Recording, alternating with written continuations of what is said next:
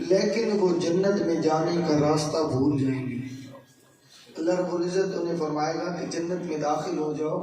لیکن وہ جنت میں جانے کا راستہ بھول جائیں گے۔ تو عرض کی کہ یا رسول اللہ وہ کون سے لوگ ہوں گے جن جنت جانے کا بھی کہا جائے گا اور راستہ بھول جائیں گے؟ کریم آقا نے فرمایا یہ وہ لوگ ہوں گے جن کے سامنے میرا ذکر کیا جائے گا اور وہ میری ذات پہ درود نہیں پڑھیں گے۔ ایک دفعہ محبت سے پڑھیے صلاۃ والسلام علیک یا رسول اللہ وعلی آلک و اصحابک یا سیدی یا حبیب اللہ، صلاۃ والسلام علیک یا رحمۃ للعالمین وعلی آلک و اصحابک یا خاتم النبیین۔ بسم اللہ الرحمن الرحیم۔ آج کا ہماری اس نشست کا جو موضوع ہے وہ ہے روزہ نہ رکھنے کی مجبوری۔ کن کن حالات میں روزہ نہ رکھیں گے تو کچھ جواز بنتا ہے۔ بعض مجبوریاں ایسی ہیں جن کے سبب رمضان المبارک میں بھی روزہ نہ رکھنے کی اجازت ہے، مگر یہ یاد رہے کہ مجبوری میں روزہ معاف نہیں ہوگا بلکہ اس کی قضا لازم ہوگی۔ وقتی طور پر روزہ کی نہ رکھنے کی اجازت تو مل جائے گی، مگر یہ نہیں ہے کہ روزہ معاف ہو جائے گا، بلکہ جب بھی وہ مجبوری ختم ہوگی تو اس کی قضا رکھنا یہ فرض ہے،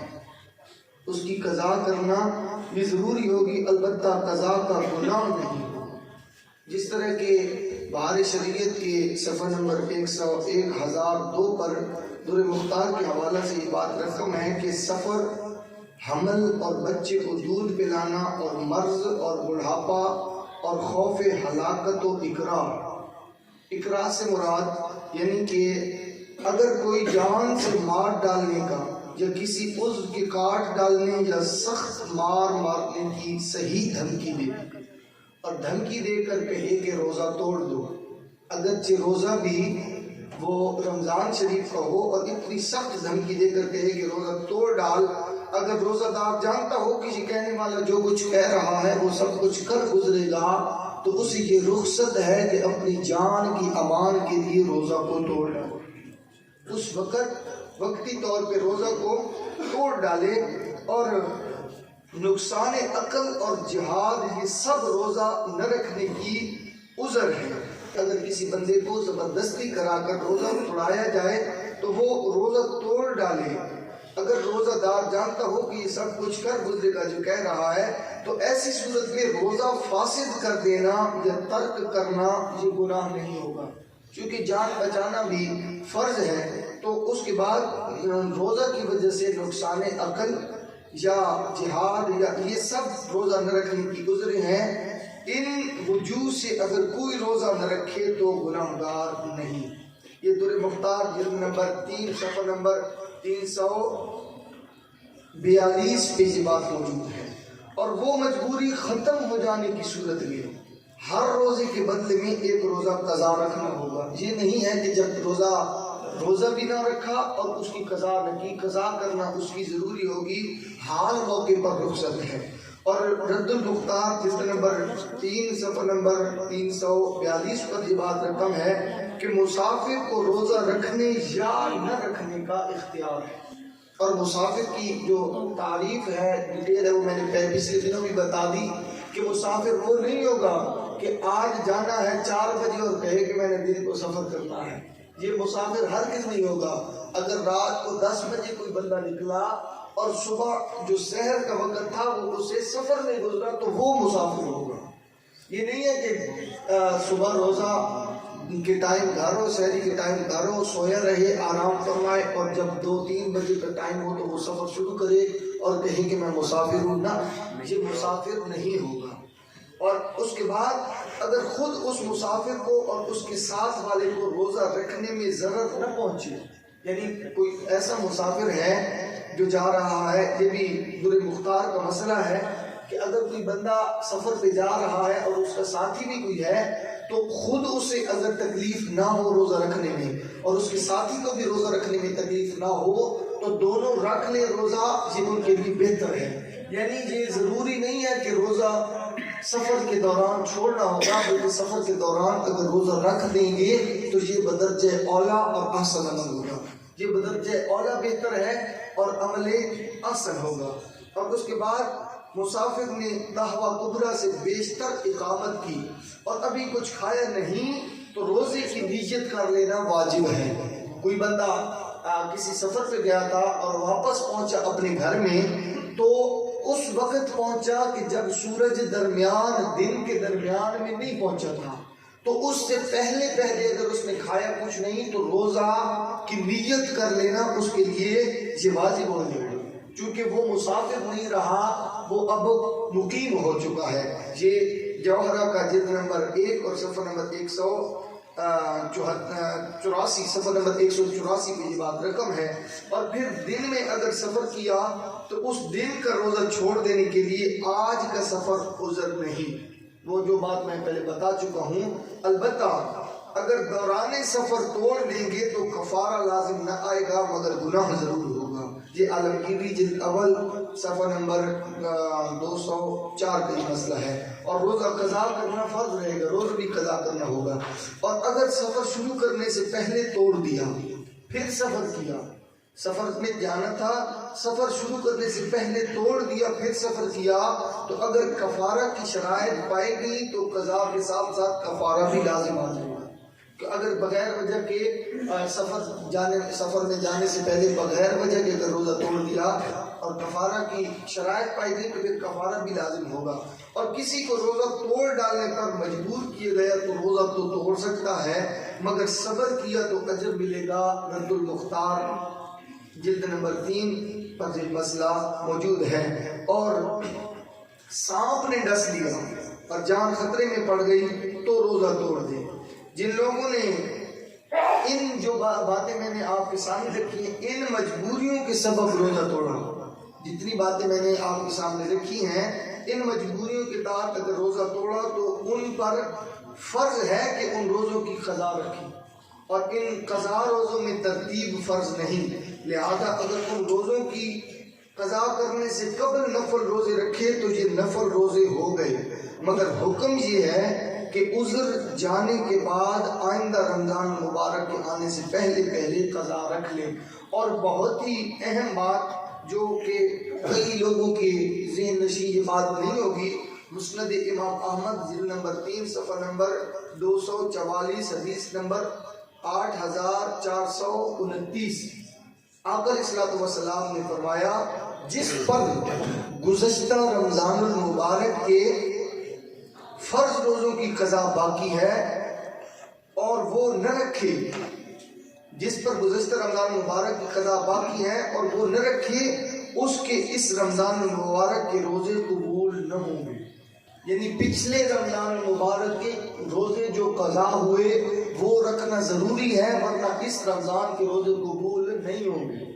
بندہ کہتا ہے نا چند ایک روزے اگر چھوٹ جائے تو بندہ کہتا ہے اللہ معاف کرے گا، اس طرح اللہ نہیں معاف کرتا، اللہ کچھ لے دے کے معاف کرتا ہوتا ہے۔ اس طرح اتنے سستے میں خدا بندے کو معاف نہیں کرتا تو وہ تو خدا ہے۔ پھر بہرحال ویسے وہ غفور الرحیم ہے، وہ 100 قتل والے کو بھی کرنا چاہے تو معاف فرما دیتا ہے، لیکن اللہ رب العزت کے یہ بھی فرمان مقدس ہے کہ بندہ جو گناہ یہ سمجھ کے کرتا ہے نا کہ اللہ معاف فرما دے گا، رب فرماتے ہیں میں وہی گناہ نہیں معاف کروں گا، کیونکہ وہ گناہ سستا سمجھ کے کر دیتا ہے کہ بس یہ گناہ تو اللہ معاف فرما دے گا۔ اور پھر بھوک اور پیاس ایسی ہو کہ ہلاک ہونے کا خوف صحیح ہو یا نقصان عقل کا اندیشہ ہو تو بھی روزہ نہ رکھے۔ دور مختار اور رد المختار دونوں کا یہ مسئلہ ہے۔ اور پھر اس کے بعد یہ اس دور کے جو ڈاکٹر حضرات ہیں یا طبیب ہیں وہ اگر منع کر دیتے ہیں کہ آپ لوگوں نے روزہ نہیں رکھنا، یہ آپ کی صحت کے لیے مضر ہے، تو اگر وہ با ایمان اور با شرع ڈاکٹر ہوں اور طب کو جاننے والے ہوں تو ان کے مشورہ پر بھی روزہ کو ترک کر دینا یہ بھی روزہ نہ رکھنے کی مجبوریوں میں شامل ہوگا۔ اور اس کے بعد گھریلو طور پہ جو چند ایک اہم مسائل ہیں کہ روزے کی حالت میں حیض یا نفاس شروع ہو گیا تو وہ روزہ جاتا رہا،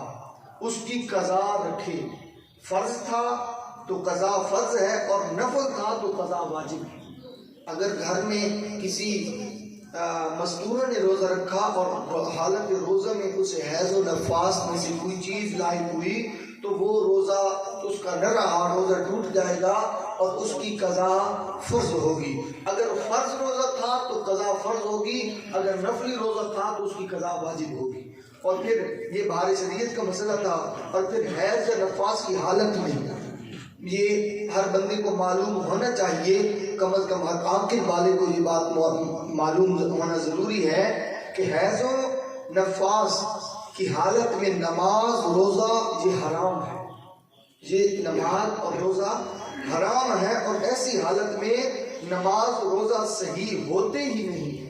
حالت حیض یا نفاس میں نماز اور روزہ صحیح ہوتے ہی نہیں، نیز تلاوت قرآن پاک اور قرآن پاک کی آیات مقدسہ یا ان کا ترجمہ، ان سب چیزوں کو حیض یا نفاس والی بیوی کے لیے چھونا بھی حرام ہے، انہیں چھو بھی نہیں سکتا۔ بہار شریعت میں یہ بات موجود ہے۔ اور حیض یا نفاس والی کے لیے اختیار ہے،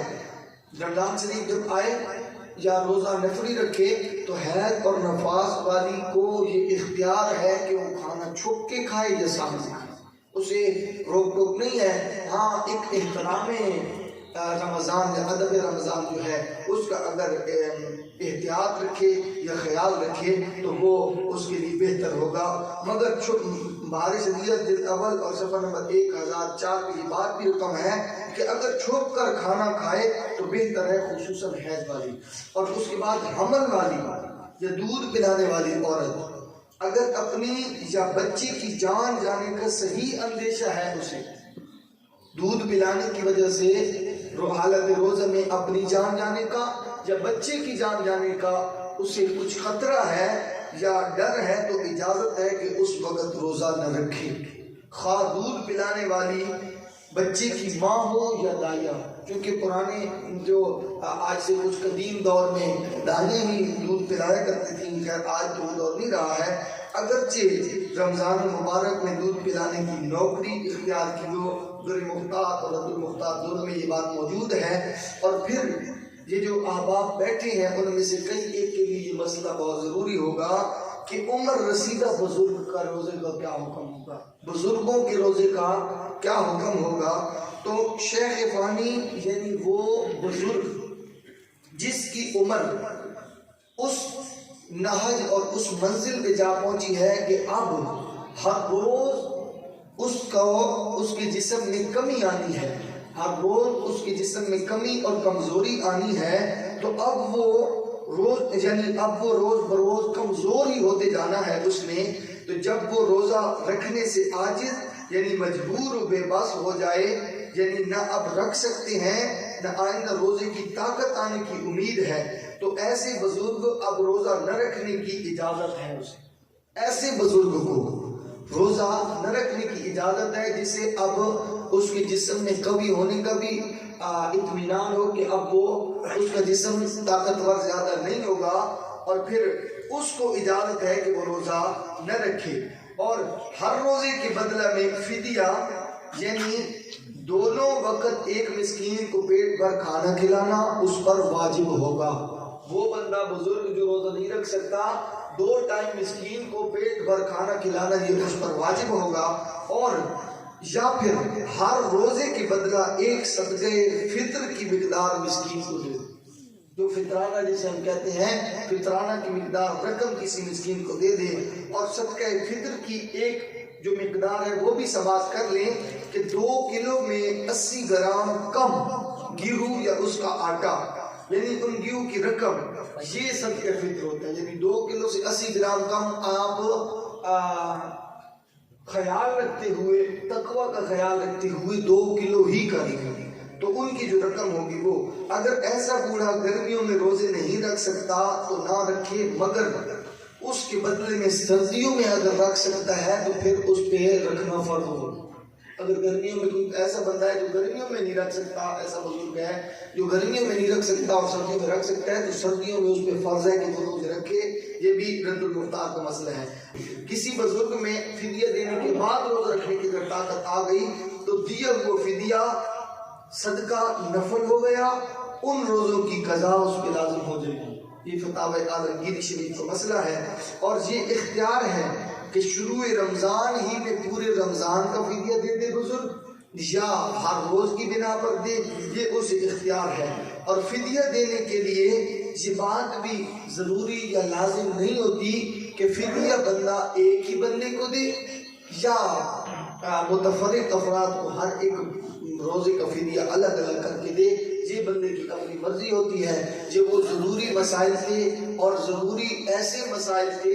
کہ جن مسائل کے درپیش ہونے پر بندہ